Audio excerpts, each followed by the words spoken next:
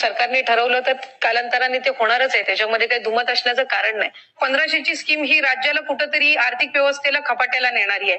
मग तुम्ही 3000ची स्कीम कुठल्या कॅल्क्युलेशनने ठेवली होती? तर आता शेवटचे 2 दिवस आहेत आणि साधारणपणे अर्थसंकल्प सादर केल्यापासून राज्याचे मुख्यमंत्री फडणवीस साहेब असतील, उपमुख्यमंत्री अजितदादा असतील, शिंदे साहेब असतील, मंत्री म्हणून विभागाचे मी असेल, आम्ही सगळ्यांनीच या गोष्टीचा उल्लेख केला की आमच्या वचननाम्यामध्ये किंवा जाहीरनाम्यामध्ये आम्ही 2100चं निश्चितपणाने त्या ठिकाणी वचन हे दिलेलं आहे. आणि मुळात पहिली गोष्ट म्हणजे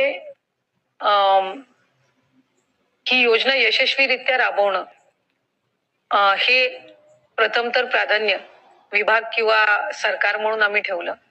आणि त्या संदर्भातला एखादी योजना ज्या वेळेला आपण आणत असतो त्यावेळेला त्याच्या अवतीभोवतीच्या अनेक गोष्टींचा आपण विचार करून ती आणत असतो. आणि कुठली योजना आणत असताना ती काही आपल्याला साधारणपणे 2-5 महिन्यासाठी नाही तर वर्षानुवर्ष ती योजना राबवायची या दृष्टिकोनातून ती आणली जात असते. त्यामुळे त्या संदर्भातला जो योग्य तो निर्णय आहे तो शासन निश्चितपणाने घेईल, सरकार घेईल. त्याच्या संदर्भातलं ज्या वेळेला नियोजन आणि प्रस्ताव हा सरकारकडून मागवण्यात येईल त्यावेळेला विभाग म्हणून आम्ही तो समोर ठेवू. सर्वप्रथम प्राधान्य आमचं हे आहे खरं तर की ती 15,000 किंवा 21,000 किंवा 1.5 लाख किंवा 2 लाख कसे करता येतील यासाठीचा संबंध म्हणजे ह्या योजनेची आकारणी आहे. त्याच्यामुळे 1500-2100 शेवटी वेळेला आणतो ती स्कीम आपण फार दूरदृष्टीने आणलेली असते. त्याच्यामुळे त्याच्यामध्ये फक्त तो लाभ त्यांच्या महिना टू महिना त्यांच्या खात्यामध्ये जाणं या व्यतिरिक्त त्यांना आर्थिकरित्या त्यांना सक्षम करणं म्हणजे फायनान्शियल लिटरसी त्यांच्यामध्ये आणणं हा त्या योजनेचा एक मूळ गाभा सुद्धा. ऑक्टोबरला आम्ही शेवटचं डीबीटी आचारसंहितेच्या आधी केलं होतं. त्यावेळेसच्या लाभार्थ्यांची संख्या होती 2,33,00,000. आम्ही फेब्रुवारी महिन्यामध्ये जो लाभ वितरित केला त्या लाभार्थ्यांची संख्या 2,47,00,000. 2 लाख. आणि ऑक्टोबरमध्ये आम्ही ज्या वेळेला शेवटचं डीबीटी केलं त्यावेळेला संख्या होती 2,33,00,000. म्हणजे हा जो आरोप मुळात केला जातो की निवडणुकीच्या आधी ज्यांना दिलं त्यांना तुम्ही निवडणुकीनंतर वगळलं, मग संख्या तर आमची वाढलेली आहे लाभार्थ्यांची. त्याच्यामुळे हा फक्त एक सप्टेंबर महिन्यामध्ये शेवटचं रजिस्ट्रेशन झालं होतं. कारण आपण GR मध्ये शासन निर्णयामध्येच निर्गमित केलं होतं की 28 जूनला योजना घोषित झाली. जुलै, ऑगस्ट, सप्टेंबर 3 महिने रजिस्ट्रेशन चालू राहणार.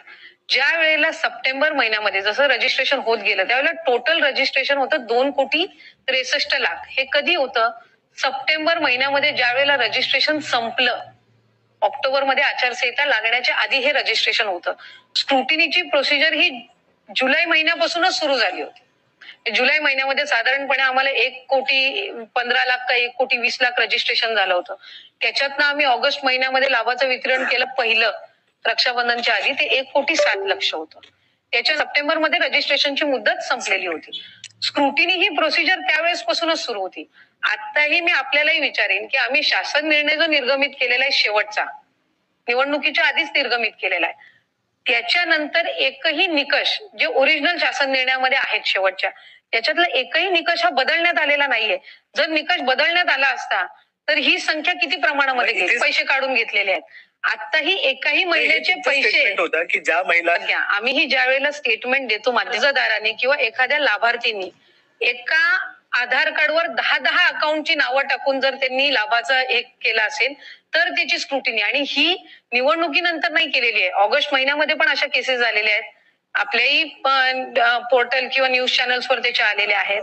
त्यावेळेला तिच्यामध्ये वेगवेगळ्या सुधारणा या होत असतात. कुठली बघा संजय गांधी निराधार योजना म्हणा वर्षातून एकदा त्याची स्क्रुटिनी होत असते. त्याचं कारण काय की जे लाभार्थी तुमचे असतात म्हणजे आज समजा लाडकी बहीणचे लाभार्थी आहेत याच्यासाठी आपण एज ग्रुप काय ठेवलेला आहे 21 ते 65 बरोबर आहे. तर दर महिन्याला काही लाभार्थी अशा आहेत ना ज्या 65च्या वयाच्या पुढे जात असतात त्या ऑटोमॅटिकली योजनेच्या बाहेर पडणार. काही अशा आहेत की त्याच्यामध्ये निकष काय की ती महिला राज्यातली असली पाहिजे, राज्याची नागरिक असली पाहिजे. अशा अनेक महिला आहेत की त्या लग्न होऊन दुसऱ्या राज्यामध्ये जातात. तो बाय डिफॉल्ट त्या स्कीम मधनं बाहेर जाणार आहेत. हे शासनाने काढण्याचा विषय नाही आहे. ही प्रोसिजर बाय डिफॉल्ट होणार आहे. एखादी जर महिला सरकारी नोकरीमध्ये लागली तर ती ह्या योजनेमध्ये पात्र राहणार नाहीये. ही बाय डिफॉल्टच आहे. ज्या वेळेला विधानसभेच्या निवडणुकीनंतर विधानसभेच्या निवडणुकीच्या कालावधीमध्ये विरोधकांनी ज्या वेळेला आरोप केले की एकदा विधानसभेची निवडणूक झाली की ही योजना बंद पडणार हा नरेटिव्ह पहिला मुळात सेट करण्यात आला. ज्या वेळेला डिसेंबर महिन्याचा आम्ही लाभ वितरित केला त्यावेळेला 2,45,00,000 महिलांना तो वितरित केला. म्हणजे तरी तो ऑक्टोबरच्या आकड्यापेक्षा जास्ती होता. याचा अर्थ असा की त्यांना त्यावेळेला लक्षात आलं की स्कीम आता काही बंद होत नाही. पण स्कीम बंद होत नाही म्हटल्यावर वेगवेगळ्या पद्धतीचेच नाहीये तर हा विषय येतो. सांगितलंय की आम्ही 3,000ची स्कीम आम्ही जाहीर केली असती जर आम्ही करताना दुसरे करतात तर ते चुकीचं, आपण करतात ते बरोबर, असं कसं असू शकतं? कारण एका बाजूला आपण म्हणतो की 1,500ची आपण स्कीम आणली आणि मग 1,500ची स्कीम ही राज्याला कुठंतरी आर्थिक व्यवस्थेला खपाट्याला नेणारी आहे. मग तुम्ही 3,000ची स्कीम कुठल्या कॅल्क्युलेशन